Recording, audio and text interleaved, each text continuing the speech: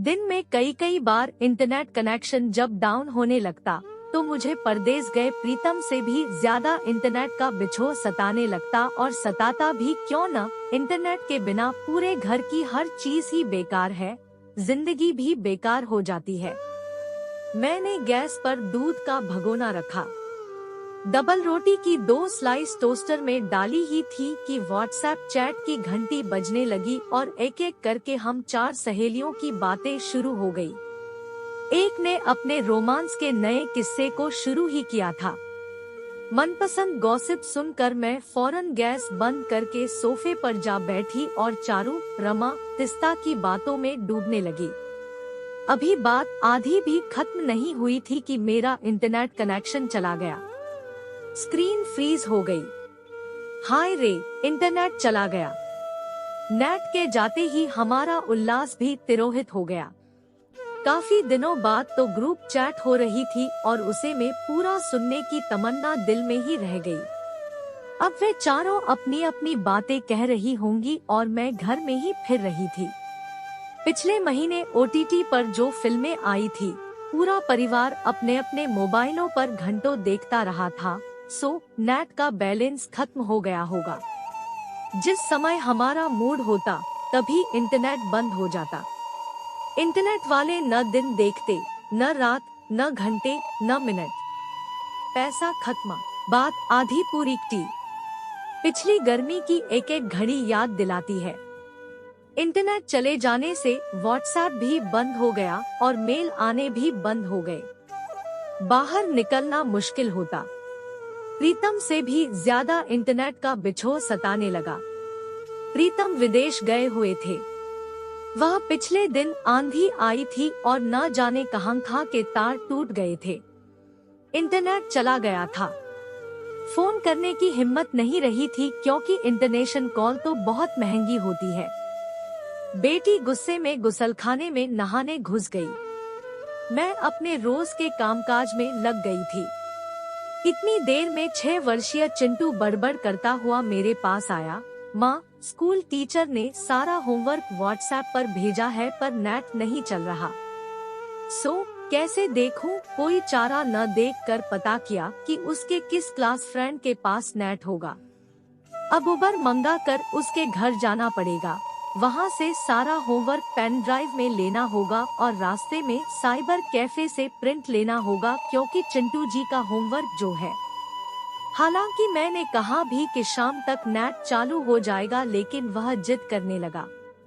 फिर लंबी कवायद की 8 बजने वाले थे रात को तो फिर वही बात, OTT पर तो कुछ देख ही नहीं सकते। मोबाइल में डेटा क्यों नहीं लिया? यह झुनझुनाते हुए एक किताब उठाकर पढ़ने की कोशिश करने लगी। अगले दिन बच्चों के स्कूल चले जाने के बाद मैंने फ्रिज खोलकर देखा कि खाने में क्या है। सुबह 6 बजे के बाद बिग बास्केट शुरू होती थी और मैं उसी से ग्रोसरी खरीदती थी। अभी 9 बजने में भी 5 मिनट थे। अब मुझे ऑनलाइन ऑर्डर करना था या तो फोन करना था या फिर जाकर खरीदारी करनी थी क्योंकि नेट नहीं चल रहा था। लो, हो गई छुट्टी, अब क्या होगा? कल की ग्रोसरी तो सारी खत्म हो गई। अभी तो खाना बनाना है और पीने के लिए सारा दिन पानी चाहिए। लिहाजा बास्केट लाई, स्टोर गई और 3 थैले भरकर गर्मी में ढोते ढोते मैं हांफ गई और पसीना पसीना हो गई। पर क्या किया जा सकता था? क्या करूं समझ नहीं आ रहा। रह रह कर ख्याल आ रहा था कि किट्टी ग्रुप में क्या क्या बातें हो रही होंगी। एक को फोन किया तो उसने काट दिया कि वह वीडियो चैट पर लगी है। दोपहर करीब 1 बजे खाना खाने के बाद बदन अलसाया सा हो रहा था। सोचा थोड़ी देर लेट ही लूं, झपकी आ जाएगी तो ठीक रहेगा। पर अब नेट देखते देखते सोने की आदत हो गई है। जैसे ही मैंने बिस्तर छोड़ा कि दंदन करता हुआ पंखा चल पड़ा। ऐसा गुस्सा आया कि पंखे पर एक डंडा मार दूं। पर नुकसान तो अपना ही होगा, यह सोचकर रुक गई। यह भी भला कोई तुक हुई कि मेरा मूड बिगाड़कर बिजली ने अपना मूड ठीक कर लिया। खैर, कई दिनों से अपनी जो कहानी अधूरी पड़ी थी उसे ही पूरा करने बैठ गई। शाम को 7 बजे सारे कामों से फ्री होकर मैंने दोनों बच्चों को पढ़ने के लिए बैठाया। मेरे बैठे बिना तो बच्चे पढ़ते ही नहीं हैं, और चूंकि परीक्षाएं चल रही थी इसलिए उनको पढ़ाना भी जरूरी था। मैंने उन्हें पढ़ाना शुरू किया। अभी एक पाठ ही खत्म हुआ था कि दोनों तरह तरह के सवाल पूछने लगे। मम्मी, भारत का लैंड मास कितना है? मम्मी, डीएनए का फुल फॉर्म क्या है?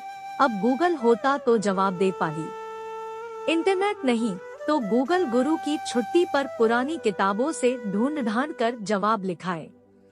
मैं खींच उठी थी और बच्चे पढ़ाई से छुट्टी मिल जाने से खुश होकर चिल्लाने लगे, माँ, नेट गया, अब हम नहीं पढ़ सकते। यह कहकर दोनों उस बिस्तर पर चढ़कर मस्ती करने लगे।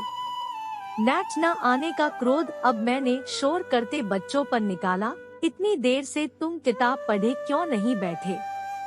जब तक डांट नहीं पड़ती सुनते ही नहीं हो। 2 दिन नेट के बिना नहीं रह सकते। परीक्षा के समय में भी तुम्हें अपनी पढ़ाई का ध्यान नहीं रहता। और एक एक चपत मैंने उन दोनों को लगा दी। अब दोनों का बैंड पूरे स्वर में बज रहा था। दोनों चुप नहीं हो रहे थे।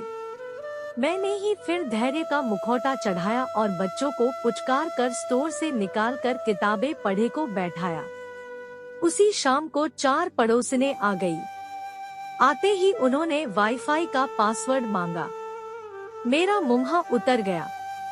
नेट चल नहीं रहा। मैंने धीरे से कहा, यानी किसी का क्या कर दिया हो? अब स्विगी से कुछ ऑर्डर करना तो संभव ही था। गर्मी में किचन में घुसना पड़ा। बैठे बैठे ऑर्डर दे डाला। सुम्मी, 4 गिलास ठंडी कॉफी तो बनाकर भेजना। सुम्मी का जवाब आया, मम्मी, दूध तो खत्म हो गया। नौकर को मैंने डेयरी पर दूध लाने को भेज दिया था। आधा घंटा हो गया था, आता ही होगा। यह सोचते हुए मैंने कोल्ड कॉफी बना कर दी। पड़ोसने तो कोल्ड हो गई, पर मैं इंटरनेट न होने की वजह से हॉट हो रही थी। सबने कॉफी पी। किसी ने यह नहीं कहा कि कॉफी कैसी बनी है। उनका चोरी छिपे मुंह बनाना मुझसे छिपा नहीं रहा। वे सोच रही होंगी कि कैसी फूहड़ है जिसका इंटरनेट तक काम नहीं करता। अब मुझे नौकर का ध्यान आया, जिसे बाजार गए 1 घंटा हो गया था और अभी तक दूध लेकर नहीं लौटा था। बहुत देर बाद जब वह आया तो अपनी उतरी हुई सूरत लेकर। बड़ी भीड़ भाड़ में धक्के खाकर आ रहा हूँ। स्टोर में सिस्टम खराब था, इसलिए बिल्डिंग में लाइन बहुत लंबी थी। वे लोग मैनुअल बिल काट रहे थे और उसमें बहुत समय लग रहा था। इस वजह से देरी हो गई। रविवार का दिन था। उस दिन सब आराम से उठते हैं और आराम से ही नहाते हैं। पूरी सुबह व्हाट्सएप मैसेजों को देखने में लगाई जाती है। अभी खोला ही था कि इंटरनेट गायब। लगता है शहर में कहीं कोई घटना घट गई है और सरकार ने इंटरनेट पर पाबंदी लगा दी। फोन का सिग्नल भी कभी आता कभी जाता। दोस्तों से मुलाकात तय थी, पर अब कंफर्म कैसे किया जाए? हमने सुना था कि नेट पर एक अच्छा धारावाहिक आ रहा है। खाना बनाकर उसे मेज पर रख पूरा परिवार उसे देखने में उत्सुक था। फिल्म में कोई कामुक सीन आ रहा था और पतिदेव आंख गड़ाए देख रहे थे कि इंटरनेट गायब। बच्चों को तो पहले ही भगा दिया गया था। अब हम दोनों एक दूसरे का मुंह ताक रहे थे। फोन करने पर पता चला कि आंधी के कारण कहीं कहीं तार टूट गए हैं। 2 से 4 घंटे लग सकते थे। एक दिन सुबह से ही इन्होंने कह दिया था, मेरे दफ्तर के 4 अफसर दिल्ली से आए हैं, वे शाम को यही खाना खाएंगे।